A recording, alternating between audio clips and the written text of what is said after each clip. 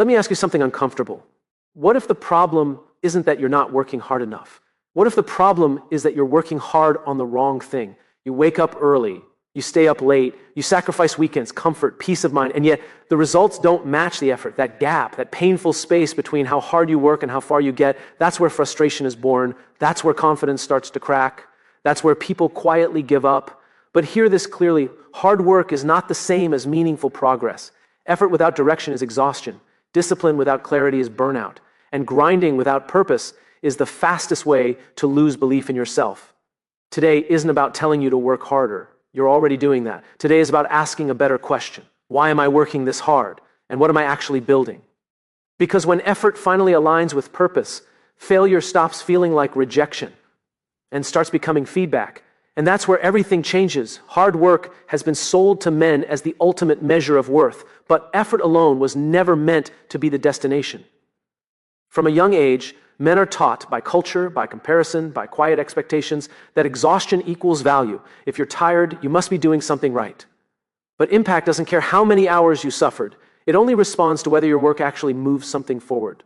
Men often work harder when results are missing, because psychologically, effort feels controllable when outcomes do not. When progress stalls, the instinct is to double down, to push more, to grind longer, believing that pain will eventually turn into proof. From the outside, women often see something different, not dedication, but misalignment. They don't measure a man by how drained he is. They measure him by whether his effort creates stability, direction, and growth. Hard work without impact slowly erodes confidence because the brain equates repeated failure with personal inadequacy. Men internalize this silently, interpreting lack of results as a flaw in character rather than a flaw in strategy. Women notice the emotional withdrawal first, the shorter temper, the distance, the quiet frustration, because they're wired to observe patterns, not just output.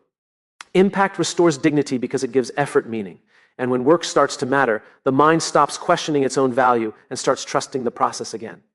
Effort feels heroic when direction is missing because movement creates the illusion of progress. When men don't know exactly where they're going, doing more feels safer than stopping to think. Action quiets anxiety, even if that action leads nowhere. Psychologically, effort becomes a shield, something visible to point to when results are absent. At least I'm trying. At least I'm not standing saint. Ill. Men are wired to equate motion with responsibility, so slowing down to reassess feels like weakness. Direction requires clarity, and clarity demands honesty about what isn't working, about what was chosen for approval instead of purpose. From a woman's perspective, this constant motion often looks chaotic rather than committed. She doesn't see momentum. She sees energy scattered across too many battles that don't matter. Noise is created when effort lacks intention, because the mind can't connect struggle to meaning. Men start feeling busy but unfulfilled, tired but unsatisfied, driven but unsure why. The brain interprets this confusion as failure, not because the man lacks capability, but because the effort isn't aimed at a clear outcome. Women sense this misalignment through emotional signals long before men verbalize it. Irritability, impatience, disengagement, because direction doesn't just organize work, it stabilizes identity, and without it, effort becomes exhausting. Instead, empowering. Busy feels comforting because it creates the appearance of control when outcomes are uncertain. For many men, a full schedule becomes proof of usefulness. If every hour is occupied, then value must exist somewhere inside the chaos. The brain rewards busyness with a sense of momentum. Even when nothing meaningful is being built, activity becomes a substitute for progress, and exhaustion becomes a badge of honor. Men often cling to busyness because it protects them from harder questions about effectiveness and direction. Being busy means never having to pause long enough to confront why the results still aren't there. Psychologically, constant motion keeps doubt at bay, but it also keeps insight away. From a woman's perspective, busyness rarely looks productive. It looks like avoidance disguised as effort.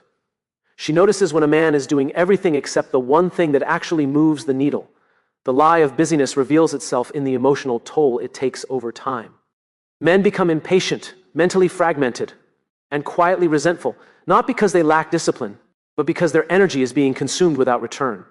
Women often experience this as emotional absence, sensing that the man is present in body but missing in focus. Productivity isn't about how full the day is, it's about whether the work creates forward movement that both the mind and the people around it can feel. Failure feels personal to men because it collides directly with identity, not just outcome. From a psychological standpoint, men are conditioned to see success as timing plus strength. So when results don't arrive, the mind assumes weakness. The truth is more uncomfortable and more hopeful.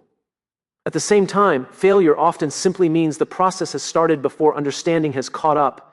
Men tend to hide failure because exposure threatens status, competence, and self-respect.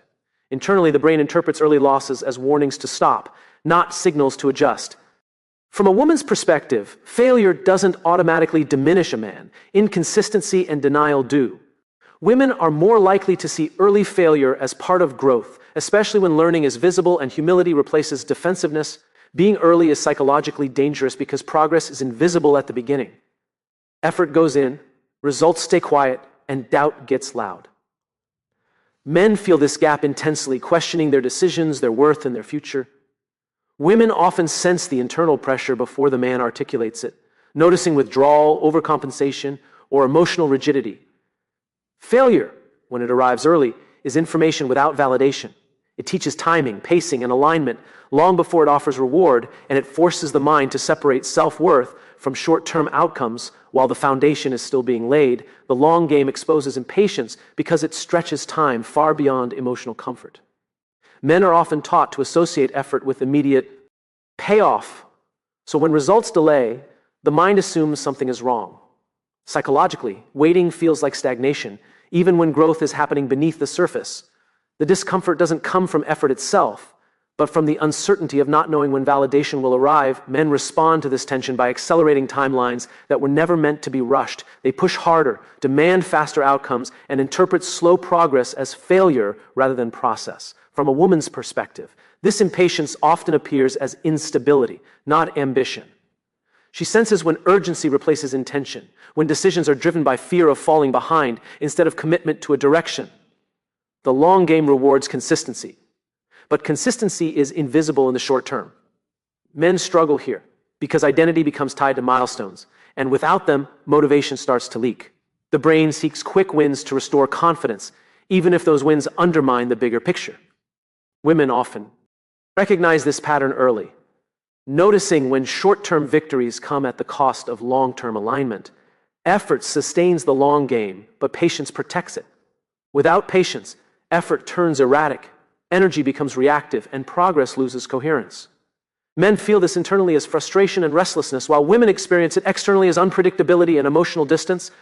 The long game doesn't test how hard a man works, it tests whether he can stay grounded while results remain delayed, and faith has to operate without evidence.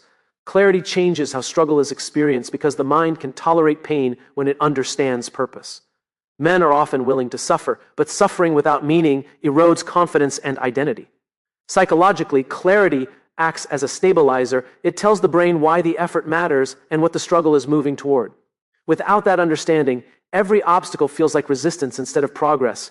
Men usually confuse clarity with certainty, believing they must know every step before moving forward.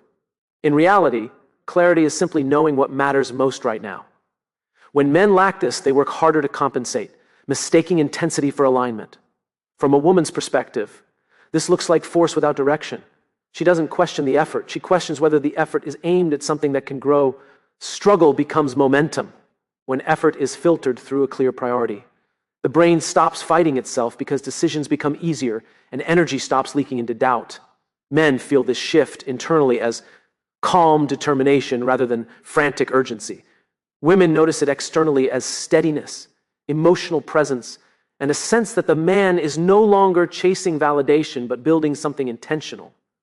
Clarity also reshapes failure because setbacks no longer threaten identity.